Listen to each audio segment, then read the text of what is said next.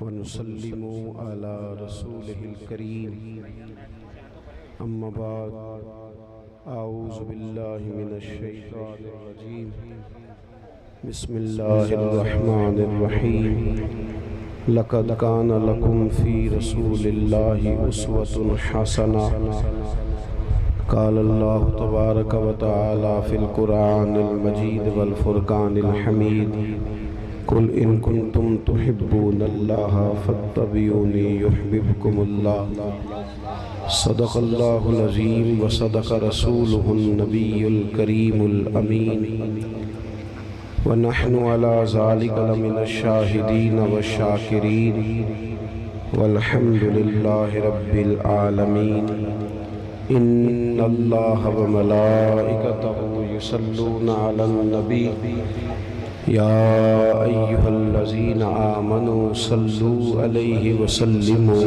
تسليما الصلاة والسلام عليك يا سيدي يا رسول الله وعلى آلك وأصحابك يا حبيب الله۔ آپ لوگ بیٹھ جائیں جی، بیٹھ موبائل کبھی جیب ورنہ گم ہو جاتا ہے، بیٹھ جائیں آرام سے، تشریف رکھیں جی، سب اطمینان سے بیٹھے۔ میں اللہ آپ کو خوش رکھے۔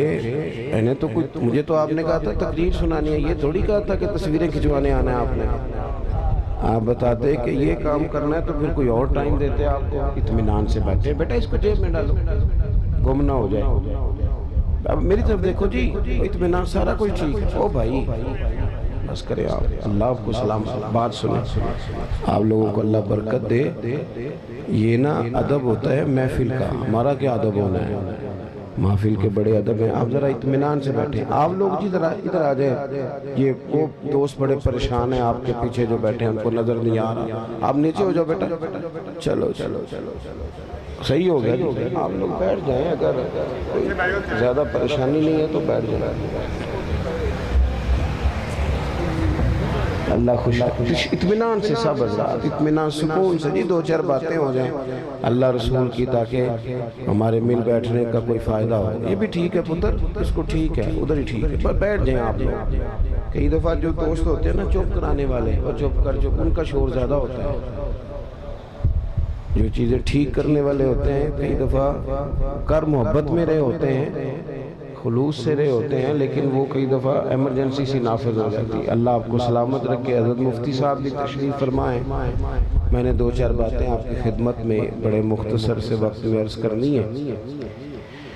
انسان جو ہوتا ہے نا، ایک کو ذرا کم کر دیں جی اس کی۔ انسان اپنی طبیعت کے لحاظ سے کسی نہ کسی کو فالو کرتا ہے، اس کا مزاج ہے۔ ہم جو لفظ بولتے ہیں نا، جو ہماری زبانوں پہ جملے ہوتے ہیں، وہ بھی ہم نے سنے ہوتے ہیں، پہلے ہمارے کانوں سے ٹکرائے ہوتے ہیں، پھر وہ ہماری زبان پر جاری ہوتے ہیں۔ آپ دیکھ لیں کہ جو لوگ پنجاب میں رہنے والے ہیں، انہیں پنجابی سیکھنی نہیں پڑتی۔ ماں باپ بولتے ہیں، بہن بھائی بولتے ہیں، گلی محلہ بولتا ہے تو پنجابی آ گئی۔ سندھ میں رہنے والوں کو سندھی باقاعدہ سیکھنے کی ضرورت نہیں پڑتی۔ انسان کا جو ماحول ہوتا ہے وہ اس پر پورا اثر انداز ہوتا ہے، انسان اسی کو فالو کرتا ہے۔ بہت سارے لوگوں کے کھانے پر تنقید کرتے ہیں۔ یہاں سے وہ سفر کر کے 100-200 کلومیٹر کسی اور شہر میں چلے گئے تو ان کا یہ خیال ہوتا ہے کہ انہوں نے مرچ زیادہ ڈال دی، حالانکہ وہ لوگ جب یہاں آئیں گے تو وہ کہیں گے انہوں نے تو مرچ نہیں پوری کی۔ دونوں ٹھیک کہہ رہے ہیں۔ اصل مسئلہ اس کو اس طرف کر دیں جی، پنکھے کو اس طرف اس کا منہ کر، جزاک اللہ۔ وہ دونوں ٹھیک کہہ رہے ہوتے ہیں، صرف اتنا مسئلہ ہوتا ہے کہ ایک علاقے میں، قبیلے میں مرچ ذرا زیادہ کھانے کا رواج ہوتا ہے، شروع سے ان کا یہ ذائقہ ہوتا ہے، اور ایک علاقے میں ذرا رواج کم ہوتا ہے۔ آپ ملکوں میں سفر کریں تو بہت سارے لوگوں کو آپ دیکھیں گے، کہیں گے یہ کیا کھا رہا ہے، یہ کیا پی رہا ہے، یہ اس نے کیا پہنا ہوا ہے۔ ہمارے ہاں اس کا رنگ گورا ہو اسے خوبصورت کہتے ہیں، اور افریقہ میں جتنا زیادہ کالا ہو اتنا زیادہ سونا کہتے ہیں اسے۔ ان کی نظر میں وہ خوبصورتی ہے۔ تو انسان ہمیشہ اپنے ارد گرد کے ماحول سے سیکھتا ہے۔ ہم نے بھی تیزی سے سیکھا ہے۔ یہ موبائل، یہ ویڈیو، یہ فوٹو، سنجیدہ لوگ اس سے بچتے تھے۔ پرانے بزرگ بہت احتیاط کا حکم دیتے تھے۔ اب آپ دیکھ لیں کون سا بندہ رہے گا جسے واٹس اپ نہیں کرنا آتا۔ یعنی لوگ، اچھے بھلے لوگ ایک دوسرے سے پوچھ رہے ہوتے ہیں آپ کا سٹیٹس کون سی جگہ پہ ہوتا ہے۔ یہ دوڑ ہے، سیکھتے ہیں ہم اپنے ماحول سے۔ چونکہ ہم نے کسی نہ کسی کے پیچھے لگنا ہی تھا۔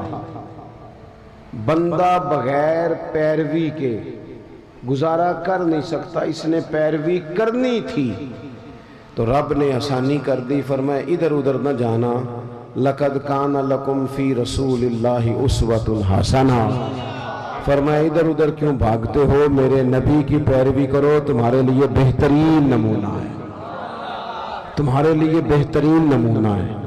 جب ہم کسی کی پیروی کرتے ہیں نا،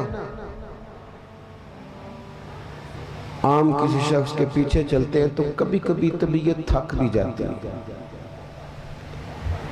کبھی کبھی اس شخص کے بارے میں ذہنوں میں سوال بھی ابھرتے ہیں، حاشیہ خیال پر کبھی کبھی وسوسے بھی جنم لیتے ہیں۔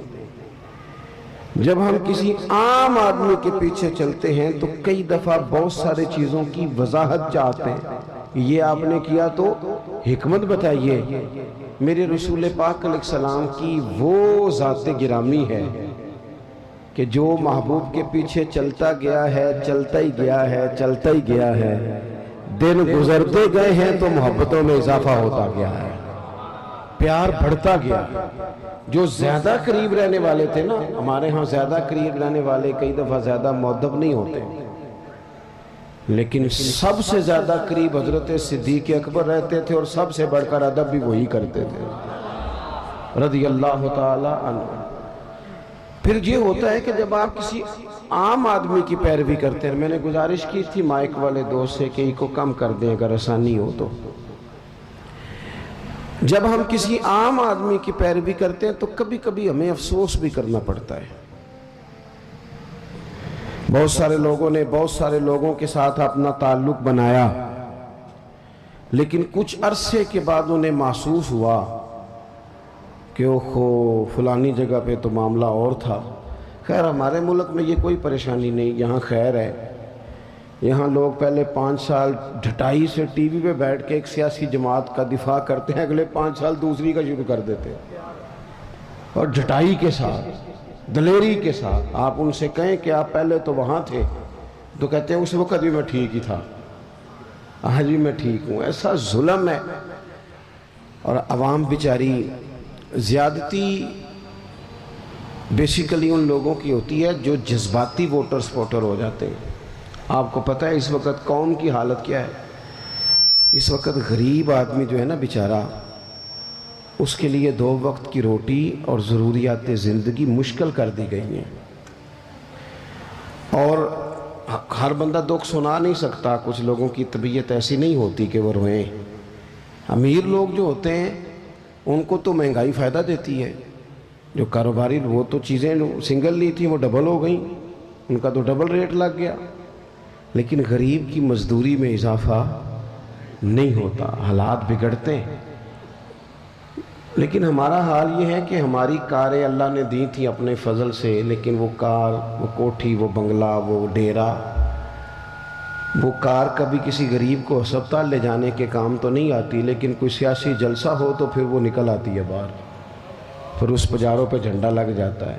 یاد رکھنا، صحیح حدیث میں موجود ہے، نبی پاک علیہ السلام نے فرمایا ہے اللہ قیامت کے دن تم سے یہ بھی پوچھے گا مال کمایا کہاں سے تھا، اور تم مالک نہیں ہو اس کے، تمہیں امانتاً دیا گیا ہے۔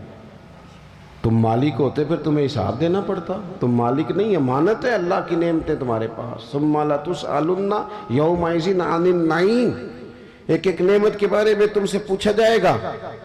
تو حضور فرمانے لگے یہ بھی پوچھا جائے گا کمایا کہاں سے تھا، اور یہ بھی پوچھا جائے گا کہ لگایا کہاں تھا، تم نے حساب دینا ہے۔ یہ جو میں نے فلانے چودھری کے سپورٹر بن کے فلاں کر کے دفتر بنا کے مال لگایا، تو اللہ نے پوچھنا ہے کہ غریب تو ترستے رہے، ایک ایک سرکاری بیڈ پہ 3 لوگ لیٹے رہے، یہاں تو رات کو مائیں اپنے بچوں کو کہانیاں سناتی رہیں کہ بیٹا 6 کو مہینے مشکل ہیں تمہارے باپ کے، یہاں تو بڑی عید والے دن بھی اس کو گوشت ملا جو اپنی عزت کی پرواہ نہ کی اور شاپر لے کے مانگنے چلا گیا، اور اسے بھی چودھری صاحب نے کہا لائن بنا لو، لائن تو بتا رب نے جب تجھے دیا تھا لائن میں لگا کے دیا تھا؟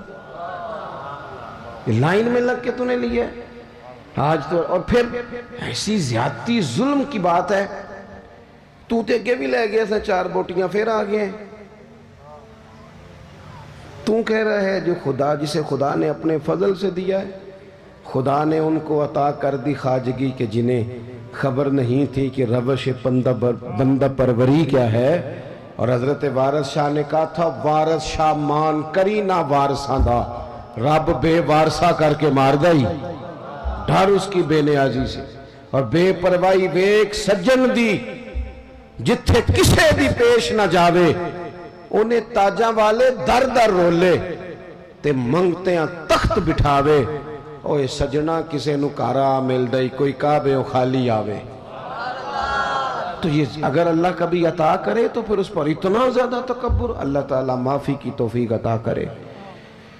تو بات جو عرض کرنے جا رہا تھا وہ یہ ہے کہ ہمارے ہاں کچھ لوگوں کے پیچھے چلتے ہیں، پھر انہیں اندازہ ہوتا ہے کہ اوہو یہ جس کو میں سیاسی لیڈر مانتا رہا یہ تو بندہ ہی ٹھیک نہیں تھا، لیکن کائنات میں ایک ہستی، صرف ایک ہستی ہے میرے رسول پاک کی، غیر مشروط اطاعت کرو اور مبالغے کے ساتھ چاہو، اور جس اینگل سے ٹٹولنا چاہو ٹٹول لو، تیری صورت تیری سیرت زمانے سے نرالی ہے، اور تیری ہر ایک ادا پیارے ادائے بے مثالی ہے۔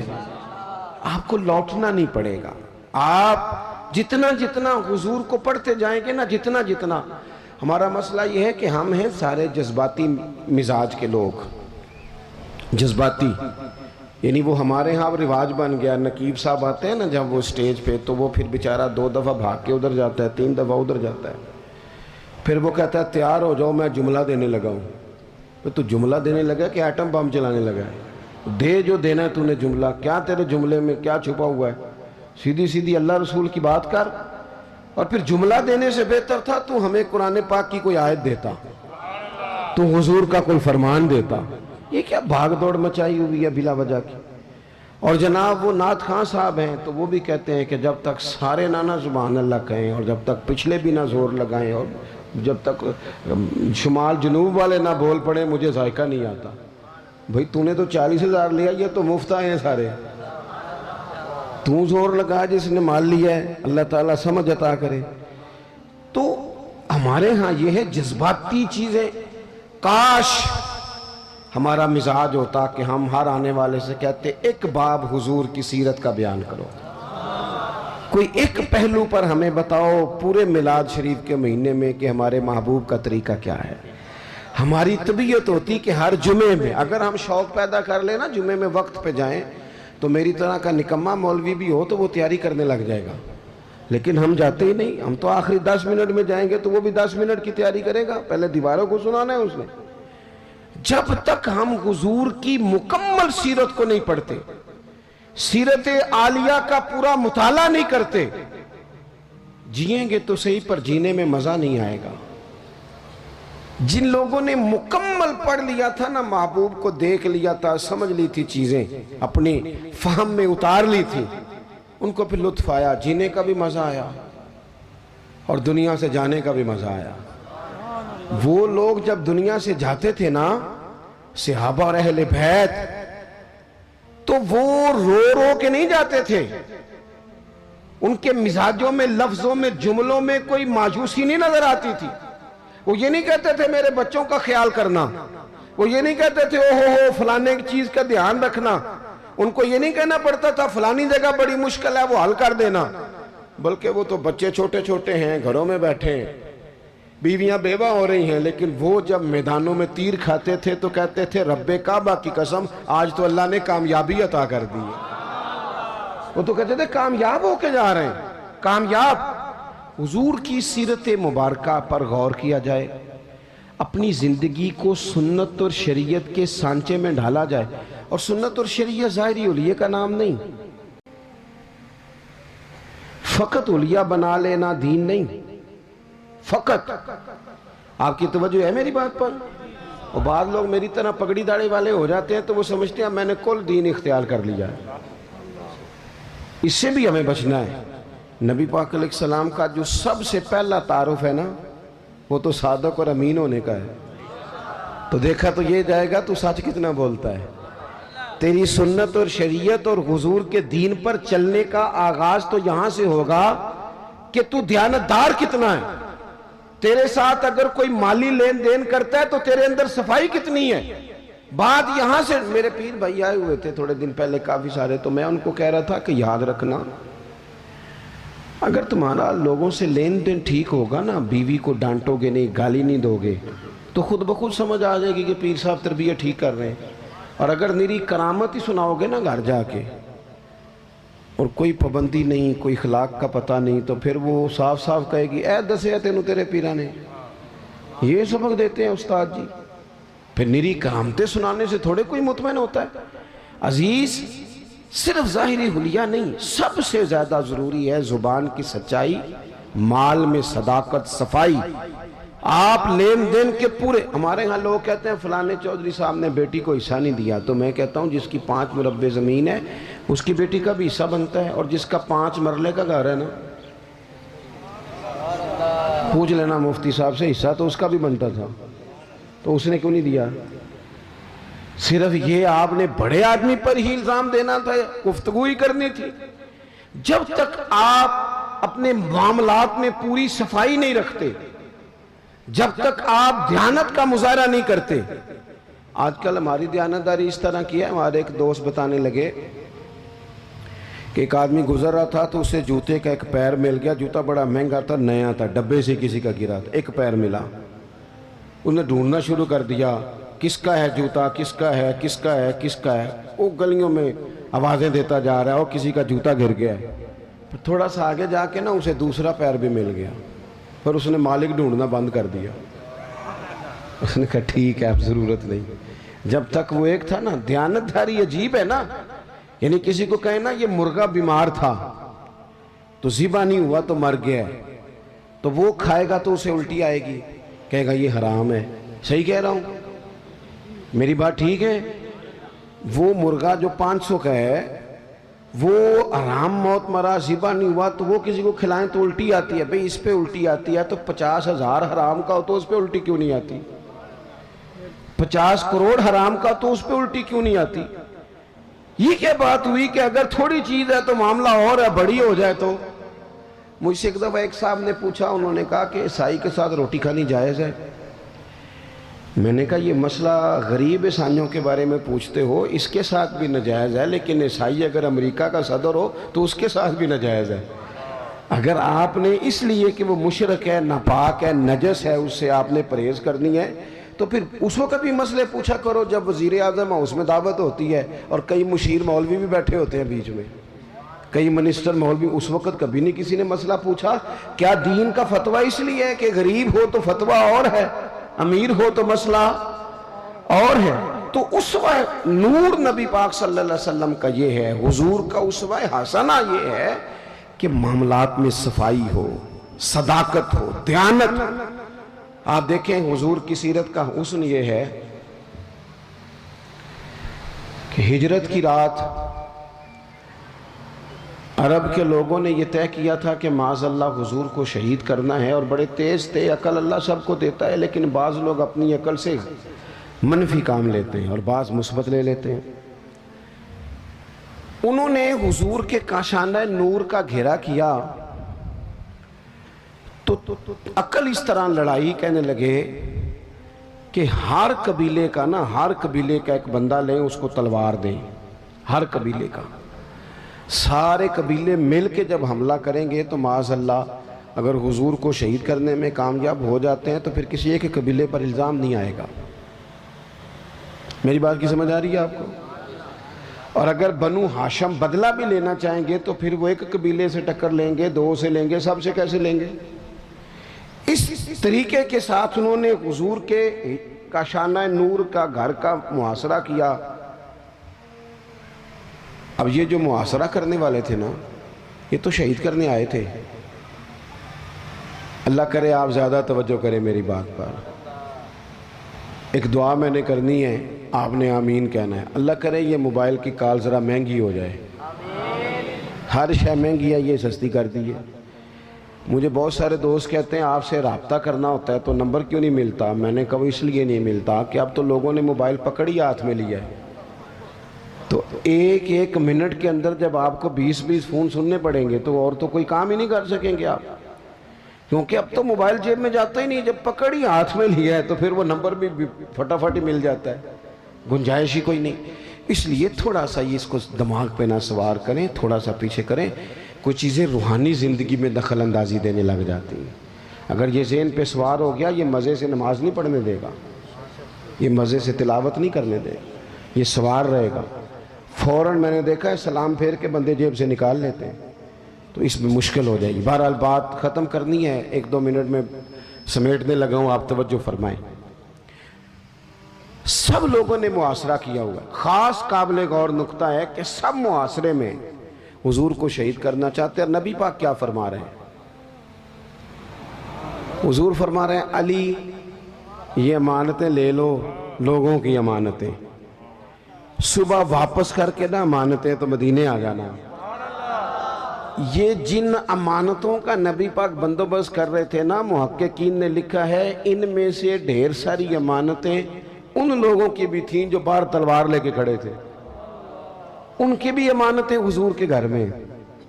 مجھے بتاؤ کسی بندے کوئی لوگ عمرے پہ جانے لگیں تو لوگ کہتے ہیں پہلے میرے پیسے دے، کرائے کا مکان والا بندہ جانے لگے تو لوگ کہتے ہیں پائیا پہلا پیسے دے، تیرے سے پیسے لینے ہیں، تو کیسے جائے گا محلہ چھوڑ کے؟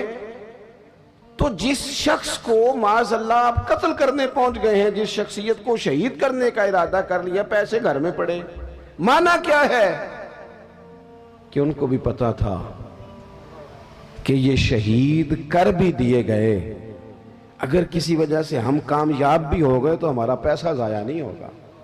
اور حضور کو بھی دیکھیں آپ، یہ حضور نے ہمیں سوچے دیے ہیں، اسوہ حسنہ، میں نے کہا صرف ظاہری حلیے کا نام نہیں، سوچیں دیے ہیں حضور نے ہمیں کہ نبی پاک صلی اللہ علیہ وسلم۔ دیکھیں نا کتنا آسان ہے یہ ہمارے لفظ کہنا کہ مشکل آ گئی تھی، لوگوں نے رہنے نہیں دیا، چلے گئے، لیکن کریم نے اس ایمرجنسی کے عالم میں بھی جب پورا مکہ تلواریں لے کے سڑکوں پہ آ گیا ہے، وہاں بھی اگر حضور نے فکر کی ہے تو لوگوں کی امانتوں کی فکر کی ہے۔